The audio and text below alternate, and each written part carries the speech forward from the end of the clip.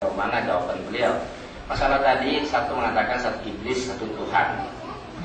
Tuhan yang menghasut, satu iblis, satu itu. Ya, ini masalahnya kan kalau memang kita tuh firman Allah, itu nggak mungkin salah, gitu ya.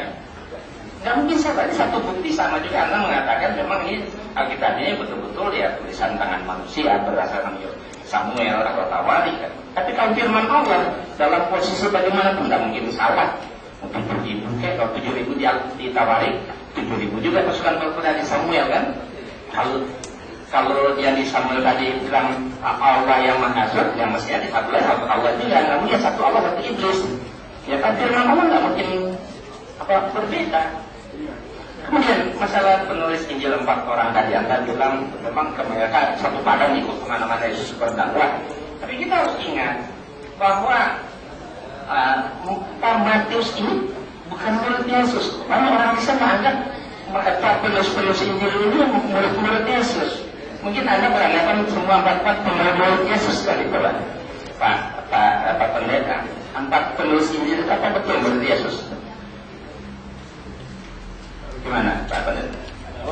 Murid 4 penulis Injil apa semua mereka itu murid Yesus? Saya tak tahu, bukan murid Yesus ya. Yang murid Yesus itu cuma satu, itu masih diragukan, Yohanes. Tapi kalau Matius itu bukan murid Yesus. Yang murid Yesus itu Matius pemungut cukai. Ketika Yesus lewat, dia melihat ada seorang bernama Matius pemungut cukai sedang duduk. Makanya ada kalau Yesus, ikutilah aku. Maka pergilah Matius mengikuti dia. Di Matius 9. Nah, yang murid Yesus Matius pemungut cukai, bukan Matius penulis Injil.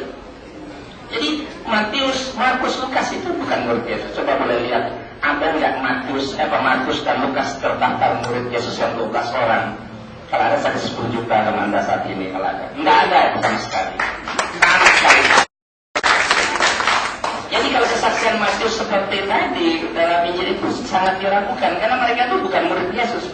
Lain hanya kan murid Yesus yang ikut di mana-mana Yesus berdakwah. Nanti kita bisa, ya kan? Bisa kita lihat kan, tapi ini masalahnya yang 3 ini bukan murid Yesus, sehingga kesaksian mereka itu sangat diragukan. Apalagi Lukas itu murid Paulus, mengikut Paulus. Ya, Lukas menulis Injilnya berdasarkan kesaksian orang-orang yang dikenal maupun tidak dikenal. Kita lihat di Lukas 1 ayat 1-3. Lukas menulis Injil atas ijtihad dia sendiri berdasarkan kesaksian orang yang dia dengar, bukan wahyu yang Allah langsung kepadanya. Yohanes juga begitu, banyak kata Yohanes dia menulis itu berdasarkan kesaksian, bukan Allah yang mewahyukan. Markus juga begitu. Markus itu hanya meneruskan Injil Petrus. Ya. Injil Petrus karena Petrus mati dilanjutkan oleh Markus. Ya. Jadi Markus itu bukan murid Yesus itu. Nah kemudian kalau memang bisa dibantu Roh Kudus itu, ya kan? Kalau memang Alkitab itu ya mereka menulis itu dibantu oleh Roh Kudus, itu tidak mungkin salah kan? Ya, tidak mungkin salah. Banyak sekali Pak Ustaz tadi mengatakan pertentangan, ratusan pertentangan. Kenapa terjadi pertentangan? Kalau memang dibantu oleh Roh Kudus, dibimbing oleh Roh Kudus, mereka menulis itu tidak mungkin salah. Tapi ternyata banyak sekali salah. Bahkan Alkitab ini banyak penulis-penulis Alkitab ini tidak diketahui siapa penulisnya. Banyak penulis-penulis Alkitab tidak diketahui siapa penulisnya. Nah kalau memang Roh Kudus bisa dimintakan bantuan, kenapa sudah ribuan tahun Alkitab ini kok tidak diketahui? Sekian banyak Alkitab itu tidak diketahui siapa penulisnya. Sumbernya dari mana nggak ada yang tahu.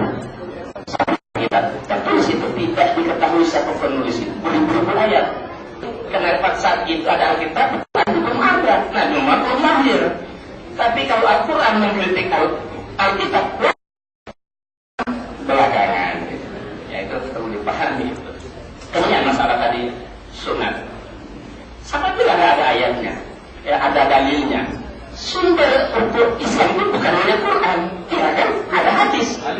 Ada, jangan salah. Jadi semua harus ada di Quran, nggak begitu. Kalau tidak di Quran ada di hadis. Ada hadis masalah hitam.